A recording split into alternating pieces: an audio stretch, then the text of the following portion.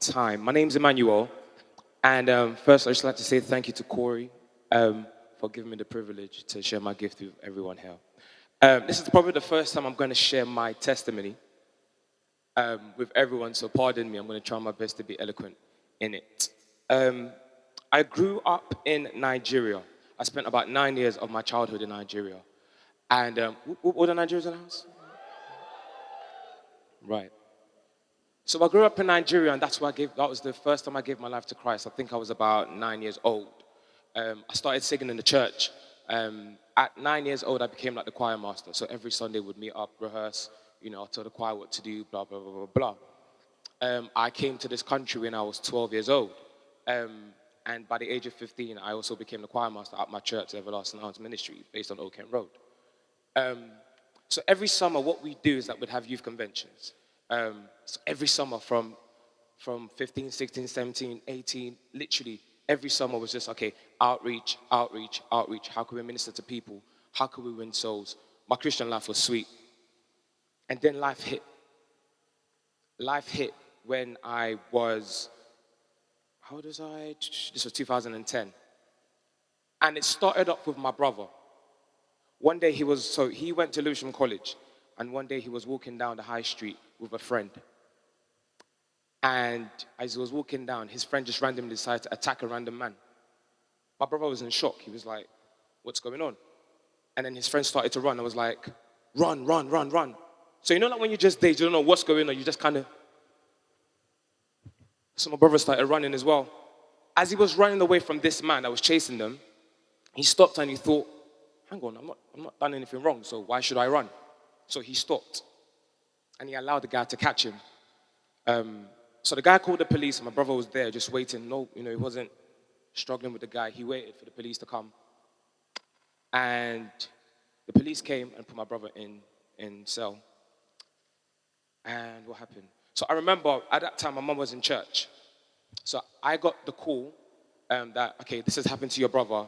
We need to go to Lewisham police station to go get him out. So I had to go to meet my mom at church to deliver the news like, Mom, this and this is happening. So we started to go from church, we went straight to the police station, and we got him out. And that began the process of going to court every so often. Going to court. You need to understand, we're a family that we keep to ourselves. We're a very loving family. We're not on road like that. We just do our thing. So we started going to court. During that process, my mom she got ill with a disease called, I can't remember what it's called, scleroderma. That's my brother-in-law. She got diagnosed with a disease called scleroderma. So all of this was going on. As it was going on, so my brother was in the process of being charged for theft, I believe. But God gave us victory over that. God gave us victory over that. This was now 2011. And I remember I was at uni, and I was on the verge of graduating. Ladies and gentlemen, I flopped uni. My mum was sick. So I, as a Nigerian person, had to go back home and tell my mum that I have flopped university. 4 years of my life wasted. I had to tell my mum that. Bear in mind, she's ill. September 2011, the illness was really getting bad. And my mum got, we had to go to hospital. That then began another cycle of being in the hospital every day. October 2011, a month after my mum started going to hospital, I found out that I was having a baby with my then girlfriend. So my mum's so my story now is that I flopped university, and now I'm about to have a baby. And I am not about abortion. I am not about abortion. So I now have to deliver this information to my parents. Jesus have mercy. So, as I said, my family were very tight. I've got a younger brother and 2 older sisters. My sister's in the front over there. So they were the first people that I went to go and tell. I told them, okay, this is what's going on. I'm expecting a baby. blah, blah, blah, blah. My elder sister advised, like, do you know what? With everything that's going on in the family right now, it's not wise to tell mom and dad, let's go through this, this sickness phase, and then we can deliver the news. My mom was in hospital from September 2011 to January 2012. On the 27th of January 2012, I remember I was on my way to work, and something just said, go and see your mom. I decided, okay, cool. Hi, mom, you okay? Well, we've heard the night before, by the way. You okay? I got to the hospital, actually, and then they were like, oh, yeah, your mom had a fall, blah, blah, blah, blah. She's got half an hour to live. So I was like,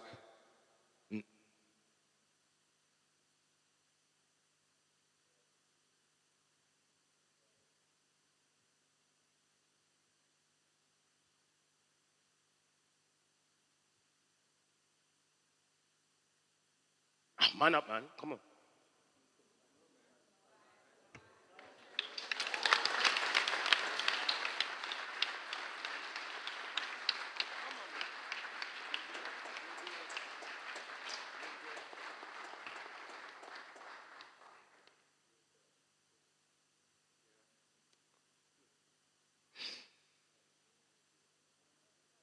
Sorry, guys.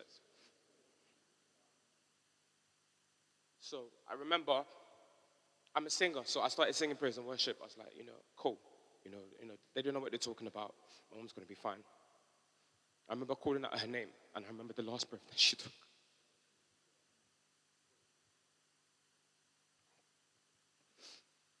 And I remember one of my sisters, Rev Wanu, she was with me. And I was so sold out to Christ that I said, you know what? I don't care what the doctor says, my mom's going to get up. We did the most radical thing. I remember I laid on top of her. I was like, Lord, the life that's inside of me, give it to her, wake her up. I was telling the doctors, professionals, that you don't know what my God is about to do. My mom didn't get up. She didn't get up. So I'm now faced with the reality of having to go and tell my family, firstly, tell my family that, okay, mom's dead, we need to blah, blah, blah, blah. To cut a long story short, moving fast forward, remember, I'm having a baby, I'm expecting a baby, and my dad doesn't know. So I now have to go and tell my African dad that I'm expecting a baby at age 23. So I remember going up to his room and being like, hi, Dad, I've got something to tell you. I remember my cousin was with me, I think my sisters were with me. And I was saying, okay, I told him that, I'm expecting a baby. And he was, African parents. I thought you were coming to tell me something about your university. Is this what you're coming to tell me? Do you know what? My dad is a man's man. My dad's a man's man. And understand that he's just lost his wife that he's known since, they were 2-3 years old. Do you understand? So it's like, I've now come to deliver him this news. And he said to me, do you know what? I don't want to speak to you right now. And during this time, we were preparing the funeral arrangement for my mom. Cool. I'm watching the time, so I need to fast forward everything. So to cut a long story short, we went through the funeral, everything was fine. But I'm not in a position whereby I have no degree and I'm expecting a baby. 23rd of June, 2012, my first daughter was born, Nariah. Praise the Lord. She was born. And then, okay, I now had to decide, okay, Emmanuel, what do you want to do with your life? And I started looking for universities. Bear in mind, I've been to uni for 4 years already. So it's like, okay, what step do you need to take now? I randomly found a random uni, those dega unis that, it's just pure, international Nigerians that are there. Yeah, man. Listen, don't get it twisted. I got my degree after 3 years. Accounting and finance. Don't get it twisted. But the story about getting that degree itself was actually mad, because I remember when I applied for that university, they didn't respond, and I was wondering what's going on. They're not, time's ticking. I need to show my dad that your son's going to become something. And, sorry, Corey, I know I'm taking a lot of time. I remember speaking to a friend of mine. This is how amazing God is. I was speaking to a friend of mine, yo, I've applied to this uni. Da, da, da, da. She said, what's the name of the uni? And I said, Greenwich School of Management. And she was like, I work there. What are you talking about?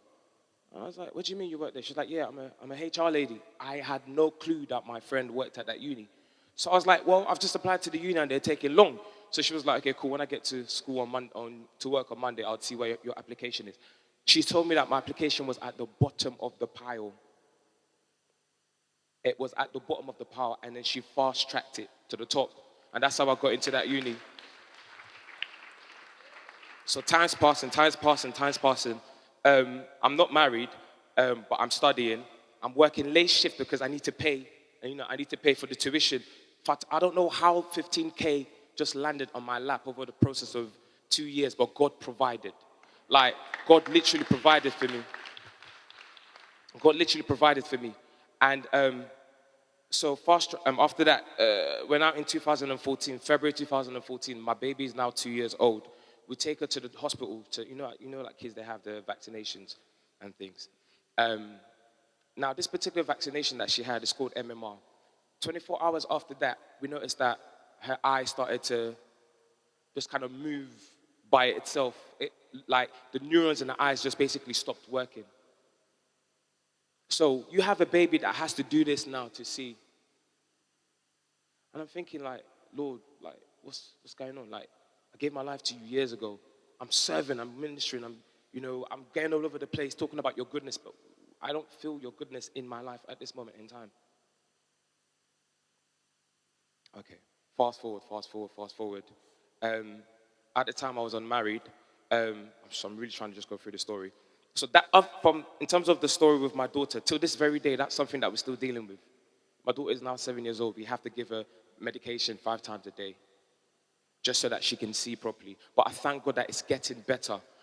Understand that this is the disease a condition that the doctors have said that it's like they don't know how to fix it. Like they've called a specialist in London, in the UK. They've sat in a room to try to figure out. It's called sorry, babe. What's the name? Myasthenia gravis. This is a disease that only happens when you're 60 and above. My daughter was 2 and she got it. But God has been faithful. God has been faithful. So,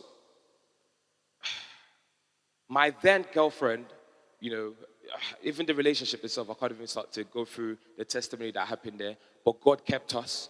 Last week, we celebrated 2 years of marriage.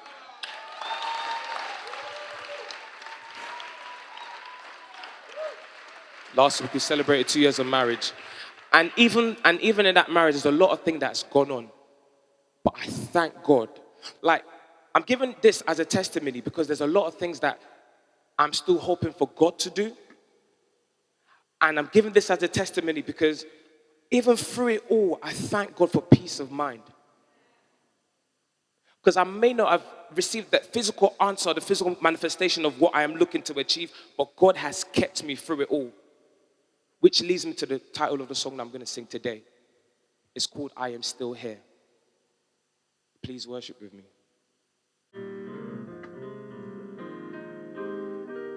Try and sing this song. When I look back over my life and I see all of the things God's done for me, I've been through danger, heartache, and suffering. But I thank the Lord, He's rescued me. I should have been dead and gone, but the Lord, He spared my life. Oh, yes, He did. Now I can say that I'm still here, and it's by the grace of God.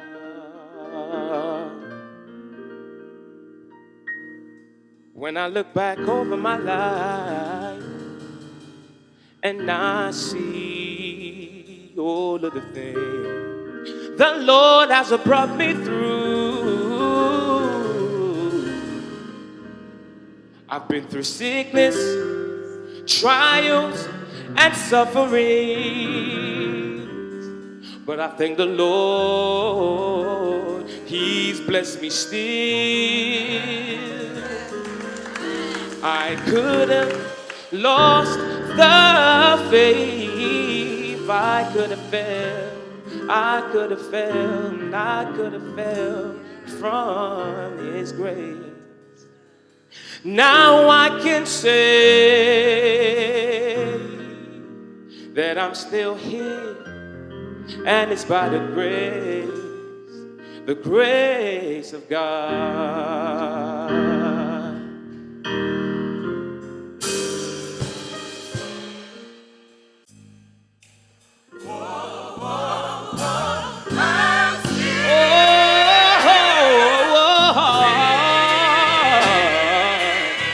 It's been no goodness of my own that I'm still here. Hey. All of the favor you show me, Jesus. Oh, I'm still here. Hey. Oh, I never would have made it this far. Oh, Lord, I've been through disappointment. The Lord has brought me through. Oh, and now I can say the Lord has brought me on the way. Ooh, through the midst of it all, through the midst of it all. It's by the grace of God. Say that one more time. I am still here. Yeah. I am still here. Despite what the devil thought he was going to do to me, God has kept me over and over and over and over. I am still here. Whoa, whoa, whoa. It's by the grace, the grace, the grace, the grace. The grace of God. I am still here for your glory. For your glory, Jesus. Yeah. I'm still here. The devil has lost his hold on me. The devil has lost his hold on me. Yeah. I am still here. God knows I'm still here.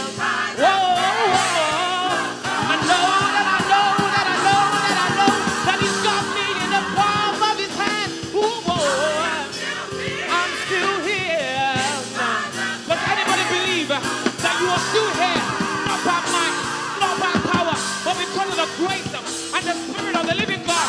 Get up on your feet and let's worship this great God. I'm still here.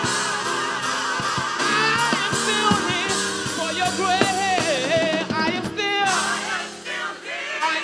here.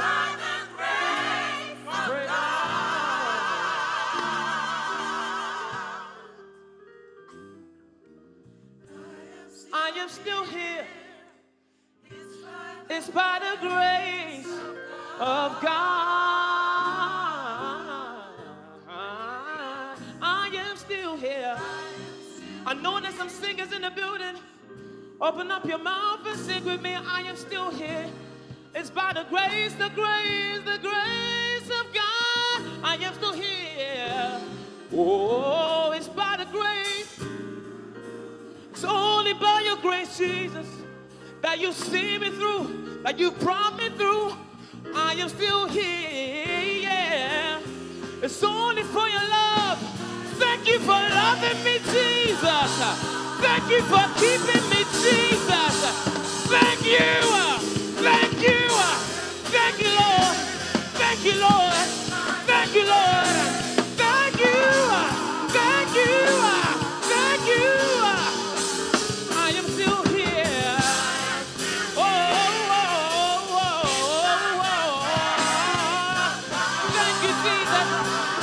Praise, I give you glory. I am still here. It's by the grace of God. It's by the grace of God. The devil thought he had me.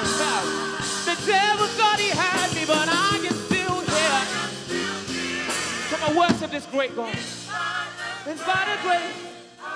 Oh, oh, oh, I am still here. It's by the grace. Oh, I am still here. It's by the grace. By the grace. Thank you, Lord, for all that you do. We give you all the glory. I am still here. It's by the grace. The name of the Lord is a strong tower. The righteous can run into him and be saved. I am still here, yeah. It's by the grace. Even if I walk through the valley of the shadow of death, the Lord is with me. I am still here. Oh, it's by the grace of God. It's by the grace of God that you're still here. It's by the grace of God that you've made it through. It's by the grace of God.